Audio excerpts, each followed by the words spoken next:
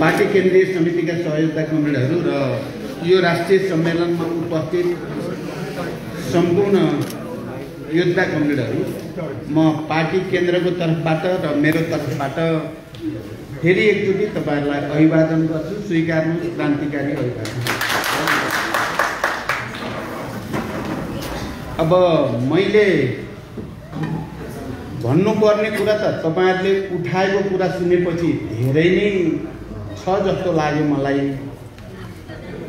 मैले अहिले धेरै नै कुरा तपाईहरुसँग गर्नुपर्ने छ भन्ने लाग्यो। तर अहिलेको देशको परिस्थिति, अहिलेको पार्टीको स्थिति, अहिलेको आन्दोलनको स्थितिले गर्दा मैले आज नै तपाईहरुसँग धेरै कुरा गर्न चाहिँ सम्भव छैन।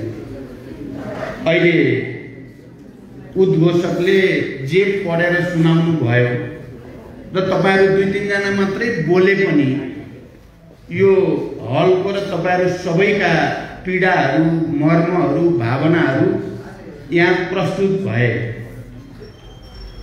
त्यसको बारेमा फेरि मैले अहिले आश्वासन तपाईहरुलाई दिएर मात्रै सन्तुष्ट हुने स्थिति पनि होइन र छैन, र म अहिले तपाईहरुलाई आश्वासन दिनको लागि उठेको पनि होइन। मैले दुई चारवटा कुरा मात्रै तपाईहरुको अगाडि राखेर अर्को कुनै समय मिल्यो भने विस्तारपूर्वक तपाईहरुसँग अन्तर्क्रिया गर्ने, सहकार्य गर्ने, तपाईहरुले उठाएका प्रश्नको सैद्धान्तिक पक्ष के हो, राजनैतिक पक्ष के हो, संगठनात्मक पक्ष के हो, भावनात्मक र पीडाको पक्ष के हो भन्ने बारेमा म चर्चा गर्नेछु। र यहाँ अहिले लिखित रूपमा पनि प्रस्तुत भयो। त्यो लिखित प्रस्तुत भएको म कमरेडहरूलाई त्यो पत्र मलाई दिनुहोस् तपाईहरुले, म त्यसको जवाफ लेखेर फेरि तपाईहरुकोमा पुर्याउँला। त्यसपछि तपाईहरु सबैले पनि यथार्थ स्थिति के रहेछ त भन्ने कुरा बुझ्न सजिलो हुनेछ। म यो कुरा भन्न चाहन्छु। र दुई चारवटा कुरा भन्नेमा हामी जति बेला हिजो राष्ट्रको निम्ति, जनताको मुक्तिको निम्ति, क्रान्तिको निम्ति भनेर जनयुद्धमा होमियौं, हामी कोही पनि, म पार्टीको अध्यक्ष, जनमुक्ति सेनाको सुप्रिम कमान्डर र तपाईहरु सबै योद्धाहरू पनि, हामी कोही पनि त्यति बेला व्यक्तिगत रूपले यो प्राप्त गरौँला, व्यक्तिगत ठुलो पद पाइएला या व्यक्तिगत सम्पत्ति जोडिएला या हामी सुरक्षित भइएला भनेर हामी लडाईँमा होमिएको होइन। हामी एउटा नयाँ इतिहासको निर्माण गर्ने, नयाँ युगको निर्माण गर्ने, एउटा जनगणतन्त्र नेपाल बनाउने, जनताको नेपाल बनाउने, समाजवाद र साम्यवादतिर जाने, त्यसको निम्ति जस्तोसुकै त्याग, तपस्या र बलिदान गर्नु परे पनि तयार हुने भनेर सुरु गरेको। हामीले सुरु गर्दा हामी सबै त्यस्तै थियौं। तपाईहरु त पछि जोडिनु भयो, तपाईहरु अहिले पनि धेरै जसो युवा युवती नै हुनुहुन्छ। हामी जसले जनयुद्धको पहल सुरुमा गर्यौं, हामीलाई के लाग्थ्यो भने हामी सायद यो जनयुद्धको प्रक्रिया एउटा टुङ्गोमा पुग्नु भन्दा अगाडि नै मारिन्छौं होला भनेर केन्द्रीय समितिको बैठकमा हामीले जनयुद्ध सुरु गर्ने बेलामा फेरि भेट हुन्छ कि हुँदैन, फेरि भेट नहुन पनि सकिन्छ, हामी कति मारिन्छौं होला, कति अङ्गभङ्ग हुन्छौं होला, कति बेपत्ता पारिन्छौं होला भनेर हामीले फोटो खिचेका थियौं। तपाईहरुलाई थाहा छ, तपाईहरुले सुन्नु भएको छ कुरा। किनभने टुङ्गो त थिएन, त्यत्रो राज्य सत्तासँग लडाई लड्ने र इतिहासै बदल्ने भनेपछि त के हुन्छ भनेर हामीले जो बाँचिन्छ त्यसले हामीले यो लडाई सुरु गर्ने बेलामा कस्तो संकल्प गरेका थियौं को मान्छे मुख्य नेताको रूपमा थियौँ भनेर आउने पिढी, भोलि हाम्रा अर्का सन्तानहरू, अर्को नयाँ नयाँ पिढीहरू आउँछन्, ती पिढीहरूलाई फोटो देखाउने। यही मान्छेले नेपालमा जनगणतन्त्र स्थापनाको निम्ति, समाजवाद र साम्यवाद स्थापनाको निम्ति लडाईँको सुरुवात गर्ने निर्णय गरेका थिए भनेर सबैले थाहा पाउन् भन्नको निम्ति खिचिएका थिए। म तपाईहरुलाई यो भनेर के भन्न चाहेको छु भने आज हामी मध्येबाट धेरै साथीहरू शहीद भए, हजारौं धेरै साथीहरू घाइते भए, अपाङ्ग भए, धेरै साथीहरू बेपत्ता छन्। अहिले पनि तिनको कामारिए या जिउँदै छन् या के छ भन्ने कुराको आधिकारिक र प्रमाणित रूपमा अहिलेसम्म टुङ्गो छैन। तपाईँ हामी चाहिँ फेरि बाँचेका छौँ र यस्ता भेला सम्मेलन गर्दै दुःख पाइयो, पीडा भयो, चेती भयो, खोइ के भयो, भएन भयो भन्दैछौँ हामी। तपाईँ हामी चाहिँ हामी मर्नबाट बचेका, हिँडेको चाहिँ मर्न हिँडे हो, सबै मर्न परे मर्ने भनेर हिँडे हो। तर गर्दै जाँदा हामी चाहिँ संयोगवश मरेनौँ। तपाईहरु हामी अरु साथीहरू शहीद भए, हामी बाँच्यौँ, त्यसकारण हामी यहाँ छौँ। र अहिले तपाईहरु वैरगम्य जनमुक्ति सेनाको तेस्रो राष्ट्रिय सम्मेलन भन्दै यहाँ सम्मेलनमा हुनुहुन्छ। म तपाईहरुका प्रमुख अतिथि भनेर म केही कुरा भन्न आएको छु। हामी शहीद हुन छुटेका छौँ। तपाईहरुले भूपी शेरचन भन्ने एउटा ठुलो चाहिँ प्रगतिशील कवि हुनुहुन्थ्यो, उहाँले लेखेको कविता सायद तपाईहरुले पढ्नुभयो होला। ए मरेर जाने शहीदहरू, तिमी त मरेर गयौ, शहीद भयौ, तर बाँचेर त हेर, बाँच्न त झन् गाह्रो छ। बाँच्नेलाई त शहीद हुनेलाई भन्दा पनि गाह्रो छ भनेका थिए भूपी शेरचनले। आज तपाईहरुको भनाइ सुन्दाखेरि तपाईँ हामी सबै शहीद हुन पाएको भए त शहीद भए भन्ने एउटा सम्मान समाजमा मानिसहरूले शहीद भए। अहिलेकाले मान्छेले नमाने नि भोलि पर्सिकाले मान्छन् क्या। मैले त्यो जनयुद्धको बेला नि भन्थे नि, हामीले चियानमा पुरिएका शहीदहरूलाई उधिनेर हामीले तिनलाई महान शहीद भन्यौँ। चाहे त्यो लखन थापा, कसैले नै नाम लिँदैन्थे, अहिले लखन थापा चोकै भएको छ, थाहा पाउनुभयो होला।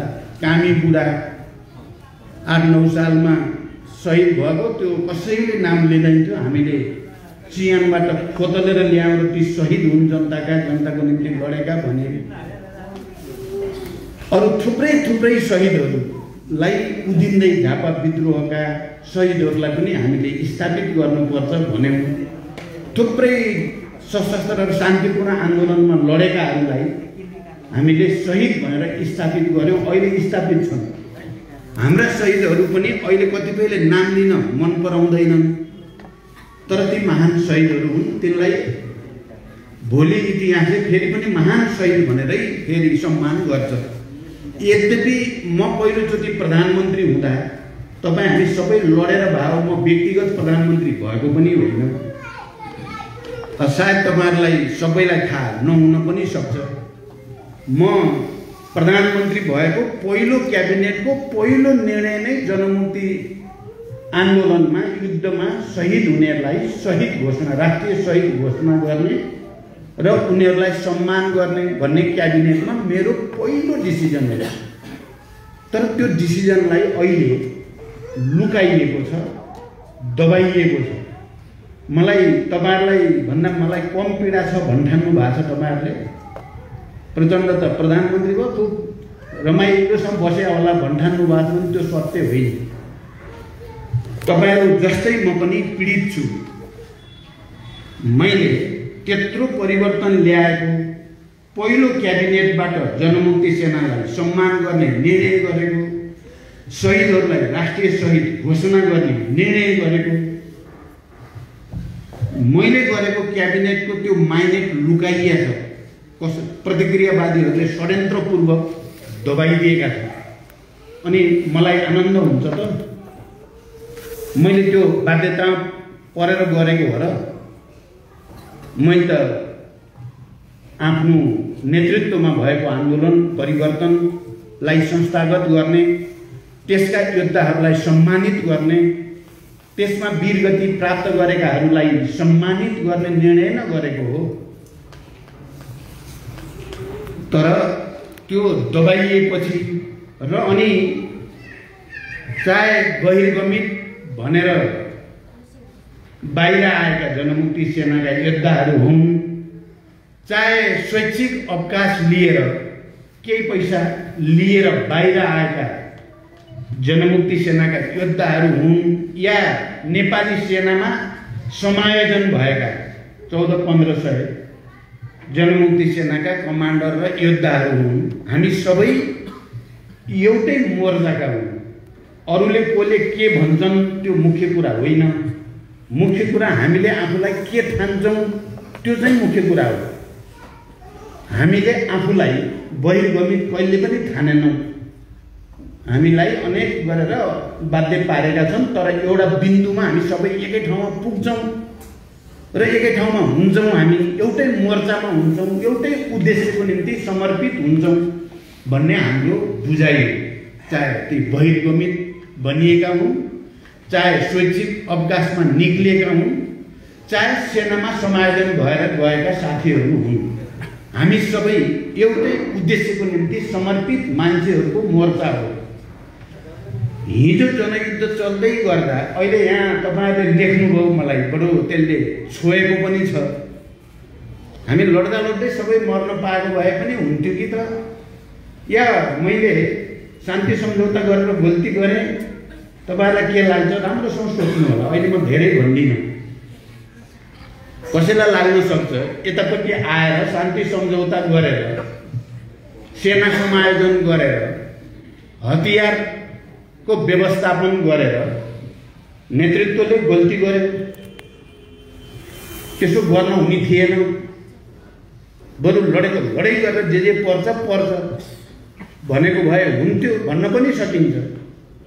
धिक्कार छ भनेर लेख्नुभयो उहाँले, अहिले सुनाउनुभयो। के हामी धिक्कारै गर्ने खालका मान्छे हुन् त तपाईँ? हामीले गरेको काम धिक्कार लायकै हो त?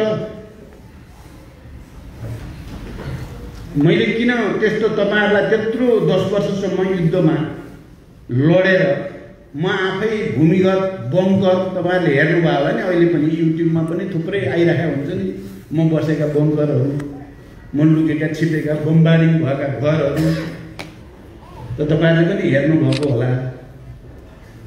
मलाई तपाईँहरूसँगै लडाइँ पुरै जितेर काठमाडौँमै आएर पुरै क्याप्चर गरेर हाम्रै नेतृत्वमा पुरैकै पुरै सत्ता बनाउन सबभन्दा बढी मन त मलाई थियो नि। सबभन्दा धेरै मन हुनुपर्ने त मेरो हो नि। अध्यक्ष हुनुको नाताले, सुप्रिम कमान्डर हुनुको नाताले मैले गर्नुपर्ने किन गरिनँ त? मैले धेरैचोटि तपाईँहरूलाई कुनै न कुनै रूपमा भनेको छु।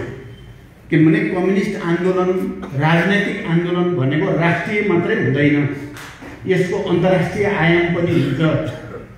विश्व परिस्थिति कस्तो छ भन्नेमा नि भर पर्छ। हामीले जनयुद्ध सुरु गर्दा कुरा भन्नुभयो, हाम्रो दक्षिण एसियामा, भारतमा, श्रीलङ्कामा ठुल्ठुला युद्ध थिए। श्रीलङ्कामा तमिलहरूको विद्रोह, सशस्त्र विद्रोह संसारमा नै ख्याति प्राप्त विद्रोहको रूपमा थियो। इन्डियामा पनि,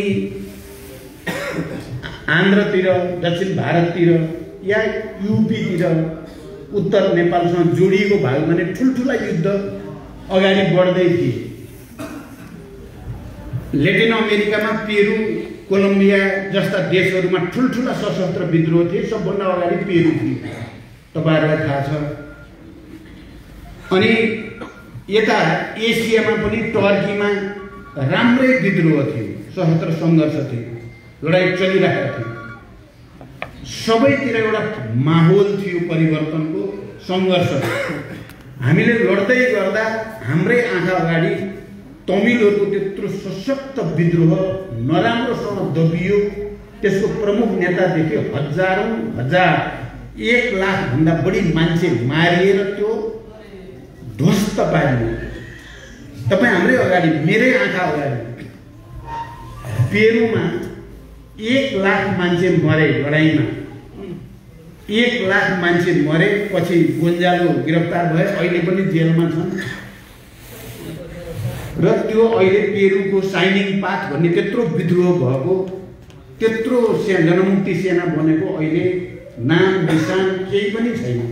त्यहाँ न बहिर्गमित सेना छ, न शैक्षिक अवकाशको सेना छ, न समायोजन भएको एकजना पनि सेना छ।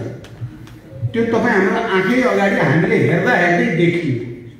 टर्कीको सिद्धियो, फिलिपिन्सको सिद्धियो, इन्डियाको पनि अब करिब करिब सिद्धियो। अनि हामी नेपालमा लडै गर्दा मैले के देखेँ भने हामीले अहिले भर्खरै जितिहाल्दैनौँ, तर जित्ने एउटा तरिका छ। मैले हामी सबैलाई जिततिर लैजाने, विजयतिर लैजाने, हामीले गरेको बलिदान खेर नजाने बाटो के हुन सक्छ त भन्नेतिर मैले अलिक बढी सोचेँ। सबै अब हामी 17,000 नेपाली मरे भन्ने छ, सेना, पुलिस, हामी जनसेना, जनता सबै गरेर। अब मैले के देख्ने भयो भने लड्दै जाँदा 1 लाखसम्म मर्न सकिन्छ हामी। 1 लाखसम्म, जसरी पेरुमा 1 लाख मरे, मैले भने नि श्रीलङ्कामा 1 लाख मरे, टर्कीमा त्यसै गरी 40,000 भन्दा बढी मरे। हामी पनि मर्दै जान त सकिने भयो, मार्दै जान पनि सकिने भयो, तर त्यसको लडाइँ जितिन्छ त, हामी सम्मानित भइन्छ त सबै भनेर हेर्दा लडाइँ जित्ने भनेको त पोलिटिक्सले जित्ने हो, विचारले जित्ने। विचार र राजनीतिमा परिवर्तन भयो, लडाइँ जितेको ठहर। राजनीतिमा पराजित भयो भने लडाइँ हारिन्छ। त्यसकारण नेपालको राजनीतिमा जति बेला निरङ्कुशतावादी सामन्ती तानाशाहहरूले सम्पूर्ण सत्ता लिन खोजेको बेला मैले यही हो, हामीले जनयुद्धलाई सकारात्मक ढङ्गले शान्तिमा रूपान्तरण गर्ने र राजतन्त्रलाई गणतन्त्रमा रूपान्तरण गर्ने बेला यही हो भन्ठाने मैले। तपाईहरुले यो कुरा कतिको विचार गर्नु भएको छ? यो बेला गरिएन भने त्यसपछि फेरि समय आउँदैन र हामी चाहिँ हाम्रो नियत राम्रो भए पनि हाम्रो नियति चाहिँ पेरुकै हुन्छ, हाम्रो नियति श्रीलङ्काकै हुन्छ, हाम्रो नियति टर्की र फिलिपिन्सको जस्तै हुन्छ भन्ने देखेँ मैले। र यही मौका हो।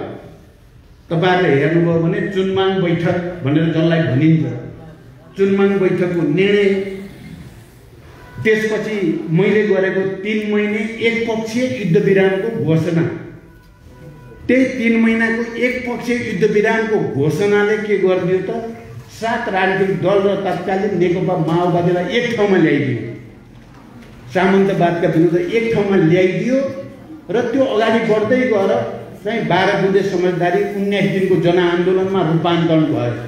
जनयुद्ध र जनआन्दोलन सँगसँगै चलेर नेपाल गणतन्त्रमा पुग्यो। अब यसको हिसाब तपाईँ हामीले चाहिँ गर्वको साथ यो हाम्रो कारणले भएको हो भनेर गर्व महसुस गर्ने कि होइन यो त बर्बाद भएको हो भनेर धिक्कार गर्ने, यो त हामी सबै स्वतन्त्र छौँ आफ्नो ढङ्गले गर्न। तर मेरो विचारमा यो गर्वको कुरा हो, हामी सबैको निम्ति खुसीको कुरा हो, हाम्रा ती सबै शहीदहरूको निम्ति पनि सम्मानको कुरा हो। अहिले नेपाल सङ्घीय लोकतान्त्रिक गणतन्त्रमा छ, जनयुद्ध शान्तिमा रूपान्तरित भएको छ, गणतन्त्रमा रूपान्तरित भएको छ, सङ्घीयतामा रूपान्तरित भएको छ, समावेशी समानुपातिकतामा रूपान्तरित भएको छ। अब रह्यो कुरा तपाईहरुले भनेको कुरा, हामीलाई त खोइ वास्ता पनि भएन। म एउटा कुरा के आत्मालोचना तपाईहरुसँग गर्न चाहन्छु भने मैले केन्द्रमा त मैले तपाईँ जनमुक्ति सेनाको फिल्ड कमान्डर 1 नम्बर भनेको नन्दकुमार पुन, नन्दबहादुर पुन पासाङजी हो, तपाईँ हामी सबैले चिन्छौँ। मैले म पछिको कमान्डरलाई मैले उपराष्ट्रपति बनाउन पहल गरेँ, उहाँ अहिले उपराष्ट्रपति हुनुहुन्छ। त्यो पासाङलाई मात्रै गरेको सम्मान त होइन, त्यो त सम्पूर्ण जनयुद्धलाई गरेको सम्मान हो। तपाईँ जनमुक्ति सेना, चाहे तपाईँ बहिर्गमित भन्नुहोस्, चाहे तपाईँ शैक्षिक अवकाश भन्नुहोस्, चाहे तपाईँ समायोजनमा गएको भन्नु ती सबैलाई गरेको सम्मान हो नि। मभन्दा माथि हुनुहुन्छ नि सम्मानको हिसाबले त प्रधानमन्त्री भन्दा माथि हुन्छ उपराष्ट्रपति। कोही सभामुख हुनुभयो, अमित शाह मन्त्री हुनुभयो, कमान्डरहरू डेपुटी कमान्डर भने जति त सबै त एकचोटि मन्त्री पनि हुनुभयो। मैले केन्द्रबाट गर्ने निर्णयका आधारमा न हुनुभयो, आफै हुनुभयो भन्ने त होइन। अब मेरो गल्ती तपाईँहरूसँग आत्मालोचना गर्ने कुरा के चाहिँ हो त भने मैले एउटा नीतिगत निर्णय गरेका थिएँ। जनमुक्ति सेनाका सबै स्तरका कमान्डर, चाहे ती डेपुटी कमान्डर हुन्, ब्रिगेड कमान्डर भिसी हुन् या कमिसार हुन्, बटालियनका हुन् या कम्पनीका हुन् या प्लाटुन स्क्वाडका हुन्, ती सबैलाई पार्टी कमिटीमा सम्मानजनक ढङ्गले सङ्गठित गर्ने भनेर नीतिगत निर्णय गरेर सर्कुलर त गरियो। तर तलब भयो कि भएन भनेर फलोअप त्यसको अनुगमन राम्रोसँग भएन, तपाईँहरूको बिचल्ली भयो। त्यहाँनिर चाहिँ पक्कै पनि हाम्रो त्रुटि भएको छ। सबैलाई उचित संगठनात्मक जिम्मेवारी दिने, संगठनात्मक जिम्मेवारी उचित दिएपछि सम्मान हुन्छ क्या, त्यो अरू कसैले नै अपमान गरेर अपमान हुँदैन। त्यहाँ चाहिँ कमी भयो। म केन्द्रको तर्फबाट त मैले केन्द्रीय भूमिकामा गल्ती गरेको लाग्दैन, तर तलसम्मका कमान्डरको हकमा पार्टीमा उचित जिम्मेवारी दिने, उचित कमिटी दिने, भूमिका दिने र ती साथीहरूलाई समाजमा एउटा ऐतिहासिक विद्रोहका योद्धाको रूपमा स्थापित गर्ने कुरामा चाहिँ नीतिगत निर्णय सही गरेर पनि व्यवहारिक हुन सकेन। आज बिहान मात्रै चाहिँ वर्षमान, जनार्दन शर्मा, प्रभाकर, म, बलदेव हामी छलफल गऱ्यौँ र मैले आज तपाईँहरूसँग यहाँ आएर सम्बोधन गर्ने भन्ने त मलाई हिजै अस्ति नै थाहा भएको थियो। बुढाथोकीले मलाई अस्ति नै निम्ता दिइसक्नु भएको थियो, म आउँछु पनि भनिसकेको थिएँ। आज बिहान बसेर हामीले के गर्यौँ भने अब सबै चाहे बहिर्गमित या शैक्षिक अवकाशका जनमुक्ति सेना सबैलाई एउटा विशेष पार्टी कमिटी प्रदेश स्तरीय बनाउने र त्यसको मातहतमा सबलाई सङ्गठित गर्नुपर्छ। यसले मात्रै सम्मान हुन सक्छ भनेर आज हामी निष्कर्षमा पुगेका छौँ। हिजोको त्रुटि सच्याउने योभन्दा अर्को उपाय छैन। सङ्गठनको दृष्टिकोणले तपाईँहरू सबैलाई सजिलो हुने गरी भन्ने एउटा म यो कुरा राख्न चाहन्छु। दोस्रो, राज्यको तर्फबाट दिने सुविधा, राहत, घाइते अपाङ्गहरूलाई उपचारको व्यवस्था या चाहिँ अलि गम्भीर प्रकारका घाइते अपाङ्गहरूको लागि जीविकाको निम्ति राहत, यसमा यो बिचमा जति दिने भनेर पहिलाका सरकारहरूले भनेको हो तपाईँहरूले थाहा पाउनुभयो होला। अहिलेको केपी ओली नेतृत्वको सरकारले त्यसलाई हटाइदिएको छ। सरकार त हाम्रो पार्टीको बन्यो झन्डै 2/3 झन् धेरै होला भनेको त मैले यहाँ अर्जुनजीले अहिले भन्न बिर्सेँ भन्नुभयो। पटक पटक गृह मन्त्रालय र प्रधानमन्त्री कार्यालयमा मैले यो छुटेकाहरूलाई पनि नाम लिस्ट गरेर राहत जीविकोपार्जनको निम्ति दिनाउने बढाउनु पर्यो भने मैले घाइतेहरू आएर माइती घर मण्डलामा कहिले रिले अनसन, कहिले आमरण अनसन बसेका छन्। पुलिसले आएर लाठीचार्ज गरेको छ, लखेटेको छ। सरकार हाम्रै छ। गृह मन्त्रालय अझ मैले नै बनाएर पठाएको गृह मन्त्री छन्, तर घाइतेहरू चाहिँ कहिले लाठी खान्छन्, कहिले त्यो जाडोमा चाहिँ अनसन बसेका छन्। मैले खुमलटार ल्याउँदै कहिले ऋण खोजेर, कहिले कतैबाट सहयोग मागेर बरु मलमपट्टि लगाउँछु। गृह मन्त्रालयलाई पटक पटक उहाँले देख्नु भएको 3 पटक मैले फोन गरेँ, नगर्ने, वास्ता नगर्ने। ती सबैलाई के ठान्ने भने प्रचण्डका चेलाहरू हुन्, यिनलाई किन गर्ने भन्ने ठानेको। त्यो पीडा तपाईँहरूलाई भन्दा मलाई कम छ भन्ठान्नु भएको छ।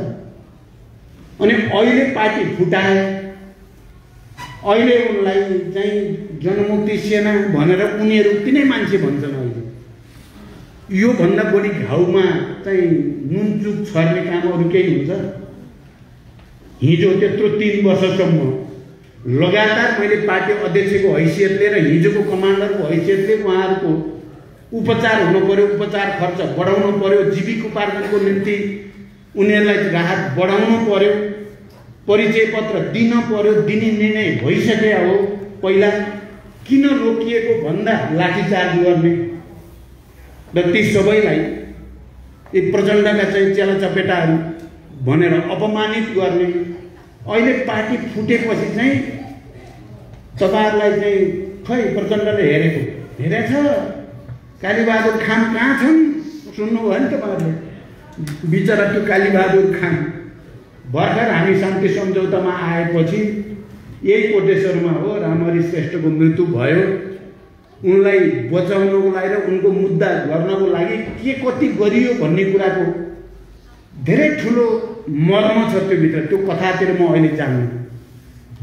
तिनलाई सिद्ध्याउनको लागि केपी ओली र उहाँको टिमले के गर्यो भन्ने पनि मलाई थाहा छ। तर अहिले पार्टी फुटाइसकेपछि कालीबहादुर खान हेरेछ प्रचण्डले रे घाइते अपाङ्गलाई वास्ता गरेछ रे केपीले।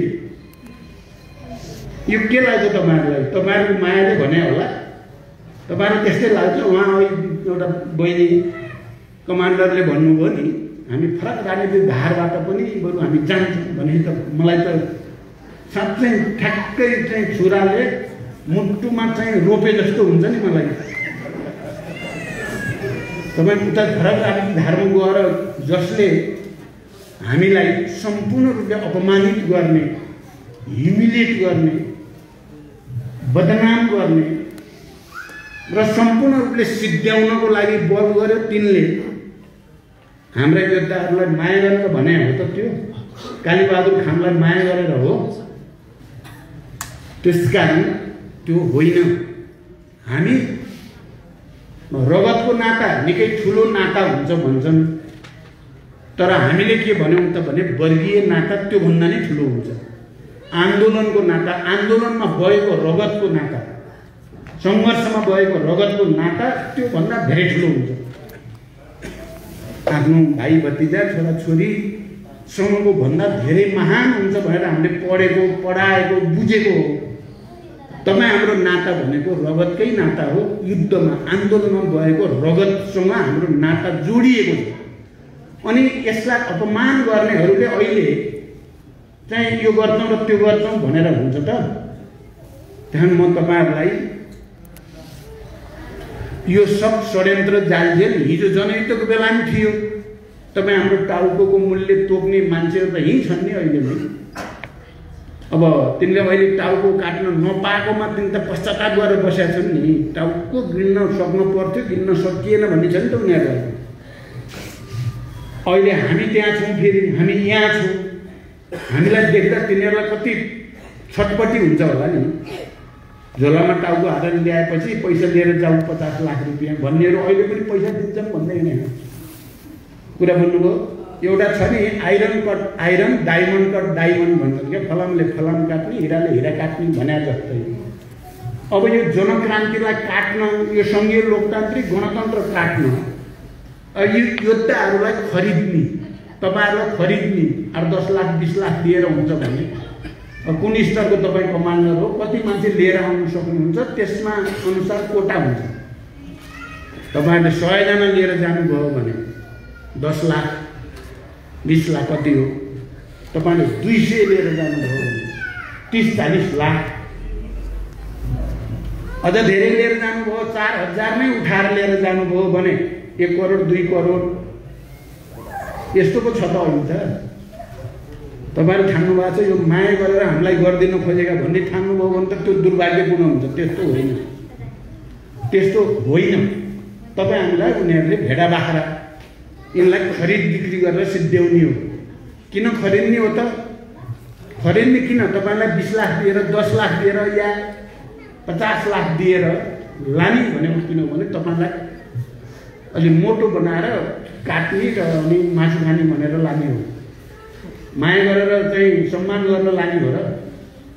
अब हामीले सम्मान नगर्ने, हामीले माया नगर्ने, हामीले भावना नजोड्ने उनीहरूले जोड्छन् त? त्यो होइन। हिजो पनि हामीलाई पैसाको मूल्य तोकेकै थिए, अहिले पनि तोकिरहेका छन्। म तपाईँहरूलाई किन धन्यवाद भन्न चाहन्छु, तपाईँहरू फेरि पनि मैले यति भने पनि तपाईँहरू अडिएर बसिराख्नु भएको छ कि अहिलेसम्म। तपाईँहरू किन अडिएर कहिलेकाहीँ मलाई त्यो पनि फेरि अनौठो लाग्छ क्या, साथीहरू अडिरहेका छन् अझै पनि। हामीले पैसा दिन पनि सकिया छैन, जागिर दिन पनि सकिया छैन, उपचार खर्च पनि छैन, सङ्गठनमा राम्रो जिम्मेवारी पनि दिन सकिया छैन।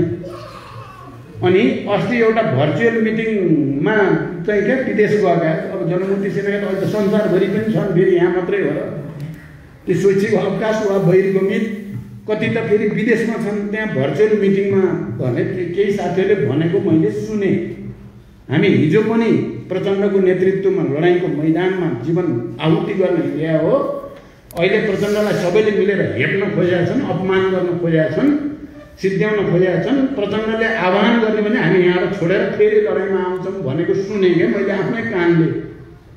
मलाई ती भन्ने साथीहरू देखेर म त द्रवीभूत हुने भएँ नि त, म त बडो भावुक भएँ। म त के नाता हो यो?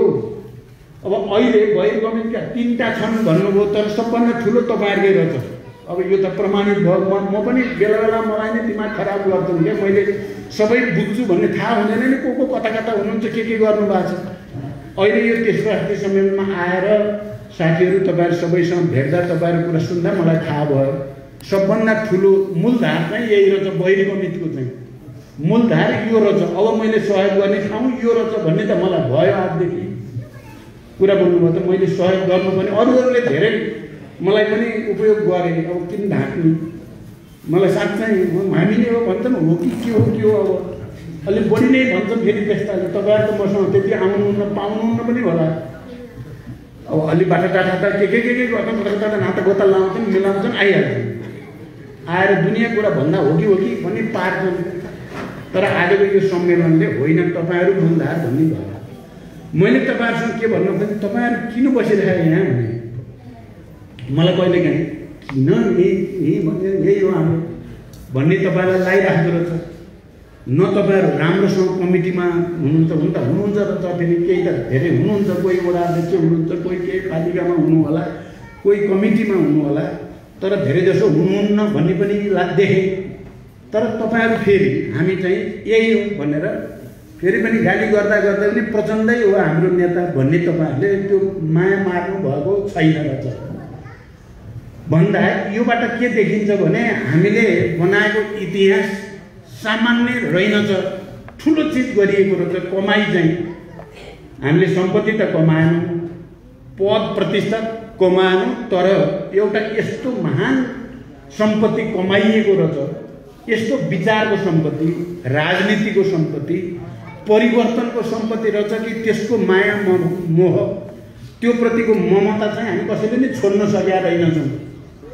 पार्टी फुट्यो त्यसकारण अरू पनि फुटे, तर मूलधार यही रहेछ भन्ने मैले महसुस गरेँ। यस अर्थमा तपाईँहरूलाई म हृदयदेखि म पनि धन्यवाद भन्न चाहन्छु। तपाईँहरूले जे गर्नुभएको छ बिल्कुल सही गर्नुभएको छ। अब अहिले स्थिति के छ त, मैले चुनावको बेला भनेको थिएँ, तपाईँहरूले सुन्नुभयो होला, हामी सबै लड्यौँ, सङ्घीय लोकतान्त्रिक गणतन्त्र भयो, शान्ति प्रक्रिया भयो, संविधान भयो। अब चाहिँ समाजवादको यात्रा सुरु गर्ने हो, नयाँ यात्राको सुरुवात गर्ने हो। समाजवादको यात्राको निम्ति हामीले अब सम्पूर्ण रूपले आफूलाई तयार पार्नुपर्छ। र मैले सधैँ भनेको छु, 10 वर्ष विचार अध्ययनमा गयो, 10 वर्ष जनयुद्धको तयारीमा गयो, 10 वर्ष जनयुद्धमा गयो, 10 वर्ष शान्ति प्रक्रिया र संविधान निर्माणमा गयो भन्दा त अब चाहिँ झन्डै 70को दशकतिर लागिसक्यो। 70को उमेरतिर अगाडि बढिसकेपछि त मैले चुनावको बेला भन्दा म 65 थिएँ। मैले भने अबको 10 वर्ष सायद सक्रिय जीवन बाँच्न सकिन्छ।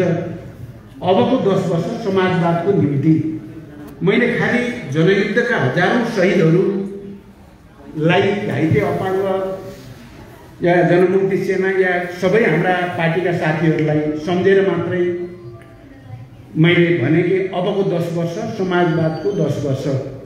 मैले त्यति बेला भने मेरो लागि अरू केही पनि चाहिएको छैन। म 2 चोटि प्रधानमन्त्री भइ पनि सकेँ, के हुँदो रहेछ प्रधानमन्त्री भन्ने पनि थाहा भयो। तर म कस्तो प्रधानमन्त्री भइन भने नि तपाईँहरूले भने प्रधानमन्त्री त हुनुभयो, तपाईँहरू यहाँसम्म पुग्नुभयो, खोइ त भन्न त ठिकै हो, तपाईँहरूले भनेको त ठिकै हो, फेरि तपाईँहरूलाई दोष दिने ठाउँ छैन। तर म प्रधानमन्त्री त भएँ, तर एक्लै प्रधानमन्त्री भइन क्या। म पहिलोचोटि प्रधानमन्त्री हुँदा त्यति बेलाको एमाले साथ दिँदा प्रधानमन्त्री, एमाले खुट्टा झिक्दियो भने ढलिहाल्यो, त्यस्तो प्रधानमन्त्री भएँ। दोस्रोचोटि प्रधानमन्त्री काङ्ग्रेसले साथ दिँदा प्रधानमन्त्री, काङ्ग्रेसले खुट्टा झिक्दियो भने गइहाल्ने प्रधानमन्त्री। मैले तपाईँहरूको बारेमा मलाई निर्णय गर्न मन लाग्दैन र तपाईँहरूलाई अलिक राहत राम्रो दिउँ, तपाईँहरूलाई परिचय पत्र दिएर सम्मान पत्र दिउँ, तपाईँहरूलाई जागिर दिउँ भन्ने त लाग्दैन नि मलाई नलायक कसलाई लाग्छ त। तर काङ्ग्रेस मान्दैन, अनि काङ्ग्रेसमा मान्छे निर्णय गर्न सकिँदैन। अनि त्यसपछि मिलाई थोरै अलि कन्स्टिट्युसन भए जस्तो स्थिति भए हो। त्यो कुरा तपाईँहरूले बुझ्नु पर्यो। तर फेरि हाम्रो लडाइँ जारी छ, हामी त सङ्घर्षमै छौँ नि त, फेरि यो त सकिएको त छैन, हामी आन्दोलनमै छौँ फेरि पनि। अहिले जुन तपाईँहरूले देख्नु भएको छ नि, अब अहिले हामी यो संसद विघटन भयो, त्यो संसद विघटन भयो भनेको जनताको सार्वभौम अधिकारमाथि हमला भयो भन्ने हो। तपाईँहरूले सुन्नुभयो या बुझ्नुभएको होला।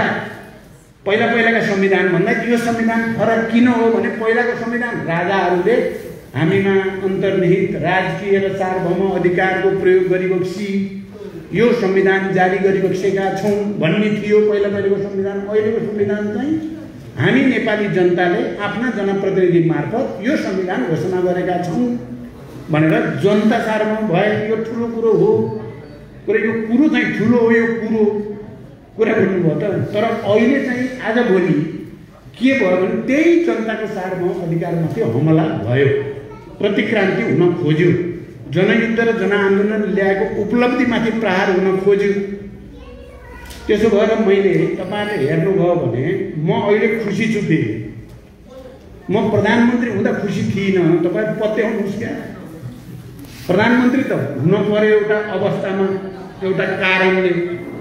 अहिले सडकमा पलेटी कसेर बस्दा खुसी छु म, किन जनतासँग जोडियो, तपाईँहरूसँग जोडियो नि, फेरि जोडिन पाइयो नि, फेरि क्रान्तिसँग जोडिन पाइयो नि, फेरि आन्दोलनसँग जोडिन पाइयो, प्रतिगमनका विरुद्ध प्रतिक्रान्तिका विरुद्ध लड्न पाइयो।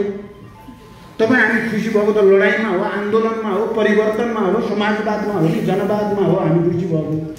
त्यसको निम्ति मर्न पाउँदा खुसी हो नि त हामी। यहाँ मर्न नपाउँदा पीडा जस्तो भोगेका छौँ नि त हामी सबैले।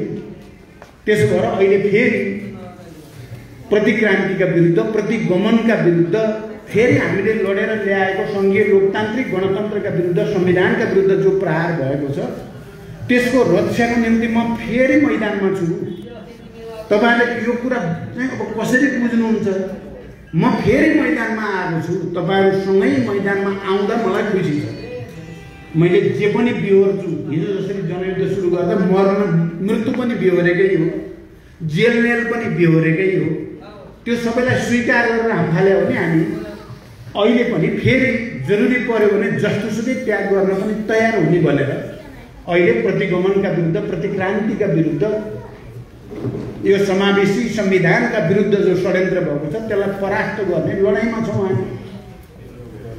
त्यसकारण अब सके मैले तपाईँहरूले भनेको मैले सुने, त्यो लेख्नु भएको मलाई दिनुहोस्, म त्यसको उत्तर तपाईँहरूलाई लेखेर दिन्छु। तपाईँहरू सबैले पढ्नु होला के हो के होइन भन्ने कुरा। अब हिजो हामीलाई सम्पूर्ण रूपले सिद्ध्याउन खोज्नेहरूको भ्रममा नपर्नु होला। दुःख पाए पनि सुख पाए पनि आफ्नो भनेको आफ्नै हुन्छ। कुरा भन्नु आफ्नोसँग झगडा गर्न नि पाइन्छ, विरोध आलोचना गर्न पनि पाइन्छ, रुन नि पाइन्छ, हाँस्न नि पाइन्छ। अर्को पराईसँग भनेको त अर्कै हो। पराईसँगबाट होला भन्ठानियो भने त्यो चाहिँ निकै ठुलो भ्रम हुन्छ, त्यो चाहिँ नगर्नु होला। अब मलाई अब लास्टमा के भन्छु भने म चाहिँ फेरि मैले हिम्मत हारेको कति पनि छैन। तर हामी मलाई लाग्छ अस्ति त हामीले 10 वर्ष लड्नु परेको थियो जित्नलाई, अहिले पर्दैन, 10 महिना नै पर्दैन। हेर्नु होला केही महिनाभित्र हामी जित्छौँ। अहिले यो पटक हामीले जितेपछि तपाईहरुलाई सम्मान, परिचय पत्र इत्यादि जे गर्छु भनेको भन्या थिएछ नि, उताबाट निक्लिने यताबाट पस्ने भन्ने पनि ल्याउनु भयो। मैले त्यो रणनीति छोडेको छैन, तपाईहरु बुझ्नु होला। त्यो रणनीति छोड्यो भन्ने नबुझ्नु होला। त्यसैले हामीले जित्छौँ र हामीले जित्नै पर्छ। तपाईहरु अब अन्तिममा फेरि यो 3टा 4वटा भएका सकेसम्म एउटै भइदियोस्, वैगमिक जनमुक्ति सेनाको एउटै संगठनमा ल्याउने कोसिस होस्। सारै अवसरवादी जान्छन्, त्यो त फेरि 1 2 जना जाने कुरा त त्यसलाई अनौठो मान्न पर्दैन। अब जनमुक्ति सेनाको संगठन छ, त्यो पनि एउटै होस्, सकेसम्म त्यसलाई युनिफाइड गर्ने कोसिस गर्नु होला। हामी अहिले फेरि आन्दोलनमा छौँ। अब आन्दोलन तपाईँ हाम्रो लागि उत्सव हुने हो। तपाईँ हामी फेरि आन्दोलनमा सहभागी हौँ। तपाईहरुले थाहा पाउनुहुन्छ भोलि युवाहरूको भेला भन्ने कुरा 28 गते फेरि एउटा विशाल जनप्रदर्शन र जनसभाको कार्यक्रम छ। अहिले सरकारले जे मन लाग्यो त्यही गर्न थालेको छ। हामीलाई बरु हामी अनुशासनमा थियौँ, विधिमा थियौँ, पद्धतिमा थियौँ, फिलोसफीमा, दर्शनमा थियौँ, विचारमा थियौँ हिजो युद्धमा। तर हामीलाई केही मान्छेले जङ्गली भन्थे। कुरा भन्नु, हामी जङ्गली त थिएनौँ, हामी त जनताको काखमै थियौँ। तर अहिले यहाँ केपीको नेतृत्वमा जुन सरकार चलेको छ त्यो चाहिँ जङ्गली भयो। न संविधान मान्नु छ, न नियम कानुन मान्नु छ, न विधि पद्धति मान्नु छ। सब तोडेर अहिले संवैधानिक परिषदको बडो अवैधानिक तरिकाले बिहान शपथ ग्रहण गरे भने त्यो गर्नै नहुने काम त्यो गरे। हिजो बडो षड्यन्त्रमूलक ढङ्गले जतासुकै आएका अध्यक्ष भने जङ्गली राज सुरु भएको चाहिँ सङ्केत भएको छ, निरङ्कुशता सुरु भएको सङ्केत भएको छ। त्यसकारण हामीले आज बिहान मात्रै भोलि आम हडताल गर्ने देशभरि भनेर निर्णय पनि गरेका छौँ। यी आन्दोलन हामी छिटोभन्दा छिटो सफल पारेर हामी विजयी हुनु छ, हुन्छौँ पनि विजयी। विजयी भइसकेपछि मलाई लाग्छ तपाईहरुका भावनाहरू, तपाईहरुका आवश्यकताहरूलाई पुरा गर्ने समय आउँछ। हिम्मत नहार्नु होला, विश्वास नतोड्नु होला, भरोसा नतोड्नु होला, निष्ठा नछोड्नु होला। मानिस भएर जन्मिँदाखेरिको महानता भनेको त्यही हो। विचार र निष्ठामा अडिग रहन सकेर मर्न पाइयो भने त्यो महान कुरा हो। 2-4 पैसामा बिकियो भने त्योभन्दा रद्दी कुरा केही पनि हुँदैन। म तपाईको हिजोको जनमुक्ति सेनाको कमान्डरको हैसियतले, अहिलेको पार्टीको अध्यक्षको हैसियतले तपाईहरुलाई फेरि पनि म कमान्ड गर्न चाहन्छु। तपाईँ यो आन्दोलनको मैदानमा कोही भन्दा पछि नपर्नुहोस्। त्यसैमा तपाईँ हाम्रो विजय, तपाईँ हाम्रो गर्व, तपाईँ हाम्रा डिमान्डहरू पुरा हुने काम हुनेछ। यति भन्दै तपाईहरुको यो सम्मेलनको सफलता होस् र सम्मेलनबाट पारित भएका सबै निर्णय मलाई दिनुहोला। म त्यसलाई हेरेर गर्न सक्ने जति सबै गर्छु। यति भन्दै म बिदा हुन्छु। धन्यवाद। अहिले